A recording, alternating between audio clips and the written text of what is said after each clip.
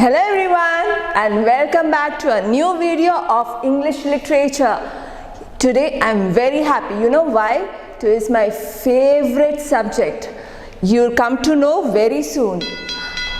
You can hear that sound? From where is that sound coming? Someone dancing there? Oh my God! Santa! Come on, dance, yes!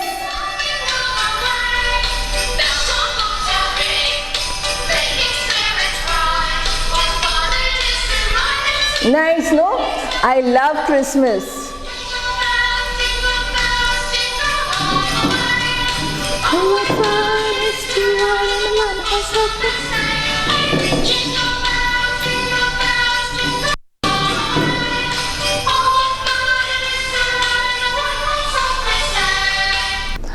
Well, it is time for our Santa to go. So everyone say bye to Santa. Bye. Bye. Bye. Wow, so we had Santa here. Well, I love Santa. I love Christmas time. How about you?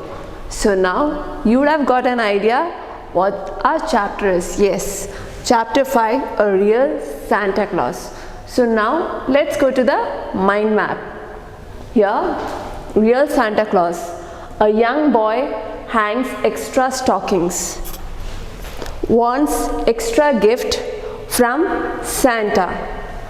Wants to give it to another unprivileged boy. Wants that boy's dream to come true. So well, this is our mind map for the chapter, A Real Santa Claus. So let's go to the author of this poem. The author's name is Frank Dempster Sherman. He was born 1860 in Pixel, that is in New York. He died 1961. Well, he's a professor. He's professor of graphics from Columbia School of Architecture. His two of the other famous poems are Madrigals and Catches, which was written 1887, and Lyrics for a Lute, written 1890. This is all about the author of this poem. Now, let me ask you, do you know when is Christmas? Usually in which period or which season does Christmas come? Yes, it comes during winter. What is the specialty of winter? It's all cold. Everywhere it's really cold. That time is when we enjoy Christmas. Now, we'll go to the poem directly and see what is there in this poem. Santa Claus, I hang for you by a chimney stockings too. One for me and one to go to another boy I know. There's a chimney in the town you have never traveled down. Should you chance to enter there, you would find a room all bare. Not a stockings could you spy. Matters not how you might try. And the shoes you'd find are such as no boy would care for much.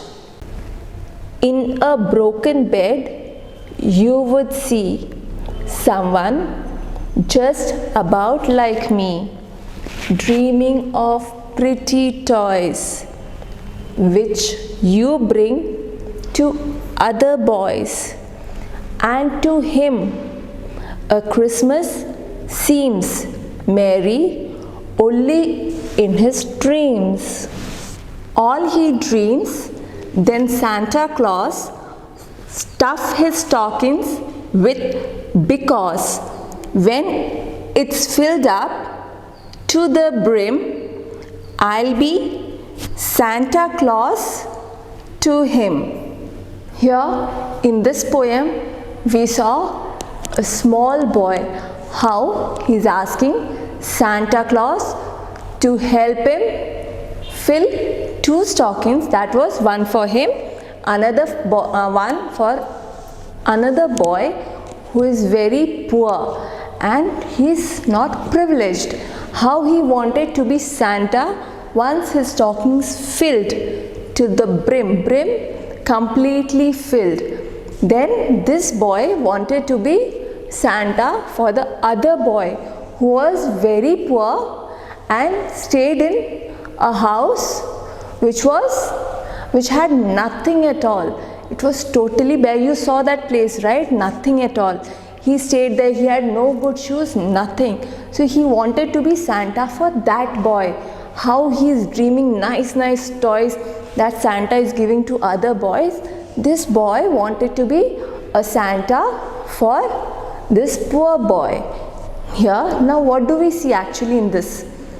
Unconditional love of this boy for another poor boy, and the attitude of giving to someone who does not have. So I hope you all will also put this moral of this poem and help someone whom you know or you meet who is really unprivileged and he has nothing much, or maybe he has nothing at all. So hope you all will do that according to this poem and implement in your life.